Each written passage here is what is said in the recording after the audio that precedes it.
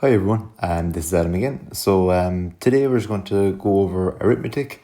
So this kind of certain things like percentages, percentage error, that type of thing. Okay, so I'll just do one little thing. One input. So there's a lot in this chapter, but there's only certain things that are actually important. So one is percentage error.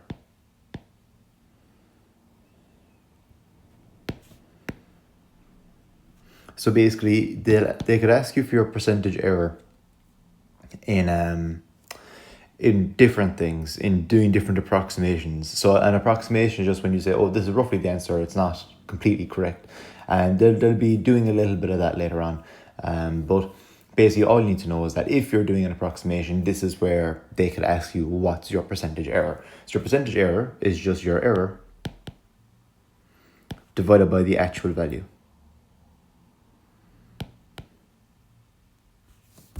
Okay, and that's it. And then multiply by 100 over 1, just to make it into a percentage. Okay? And that's very important because it's just the actual value that you want to divide by. Okay? Because you might see something here. It says, find the percentage error in taking 1 centimeter for 0.8. So basically the actual is 1. You measured 0.8.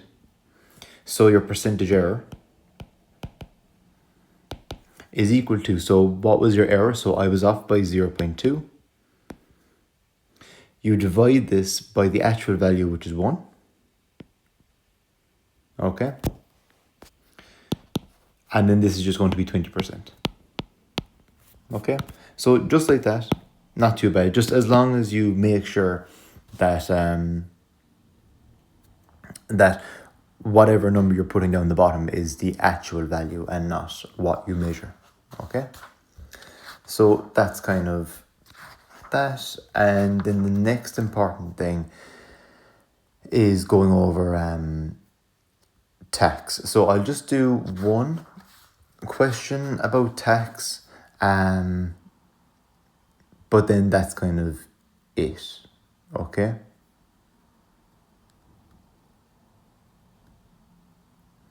All right. So it could be something like here we have, so Mary earns 74,000 every year. Her tax credits are 4,600. And basically you have that standard rate cutoff point like this is something like this. Okay, so this is taxed at 40%. This is taxed at 20%.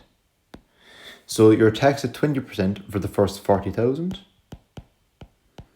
And then you're taxed at 40% for everything after. So Mary earns 74,000. So if you minus 40,000 off that, you get 34,000. So basically what the standard rate cutoff point means is just that, so you tax the higher level at a different level to the lower amount. So up to 40,000, you're only taxed 20%. But then every single euro you earn over that is taxed at 40 rather than 20. Okay? So to get our total tax, you would do 40,000 multiplied by 0.2. This is finding 20% of it. And that's going to give you 8,000. You also have to do 34,000. Multiply that by 0.4. Okay, so that's going to be 13,600, I think. So you're going to add these together and get 21,600. And then you just minus her tax credits off, which are 4,600. So overall, she pays 17,000 in tax. Okay, so overall, her net pay is 74,000 minus 17. That would be 60, so it's going to be 57. So that's how much she actually takes home. Okay, So that's the only thing to be careful about when it comes to the income tax. So you always say, okay, so she earned 74,000 and she's being taxed on the 74,000. But for the first 40, it's only taxed at 20%. And then for the rest of it, which in this case is 34,000, that's being taxed at 40.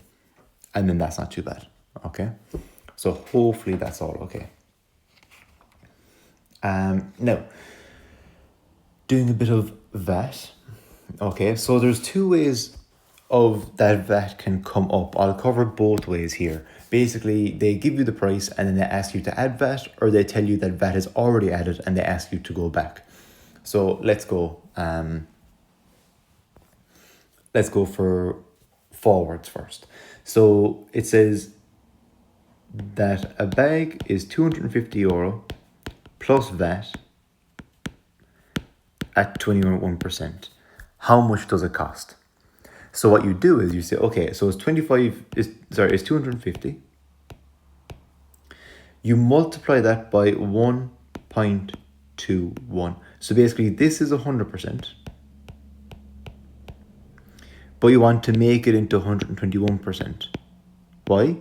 Because you're adding on 21%. So if I have 100% and I add on 21%, I have 121%.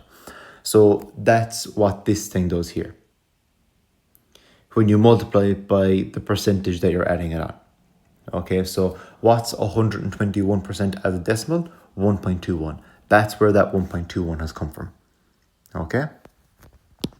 And when you do it, you get 302.50. Okay, and that's the answer. Now, you could also do 250 multiplied by 21% and get 52.50, and then add this on to 250 and you get the same answer. So it's whichever way you prefer. Okay, it's important to find a way that you like and you understand, more importantly, and then just go from there. So if this doesn't make sense up here, this why I have 1.21, then maybe this way might. So you're adding on VAT at 21%. Okay, what's 21%? This, added on to 250. Boom, you're done. Okay, but you get the same answer both times. So whichever way it comes more natural. All right. Now, another way that they could say, they could say, Una bought a TV for €484. When she looked at the receipt, she noticed the amount of VAT charged was €84. What was the rate of VAT? Okay, so it cost her 484. €84 was VAT. That means that it did cost her 400, and then they added on 84. That's how they got the 484. Okay, so this is the cost before VAT.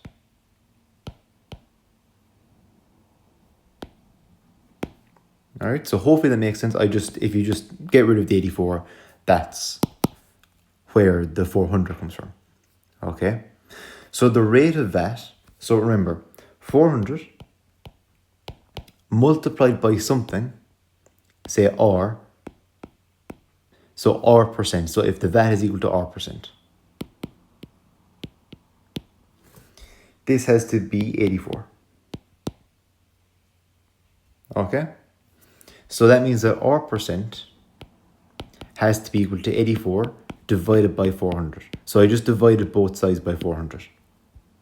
Okay, and this will leave you that R percent is equal to 0.21, and that's equal to 21%. And therefore, VAT is at 21%. Okay, so hopefully that makes sense. And that's all you really need from this chapter, just working with VAT. So that just going forwards and backwards, that's all you really need to know. There isn't much else. So hopefully that makes sense. So yeah, I think I'll leave that there, as that. But yeah, like once you go through exam papers, it should be fine. Okay, but yeah, All right, I'll leave it there. Thanks so much for paying attention, and I'll see you in the next video.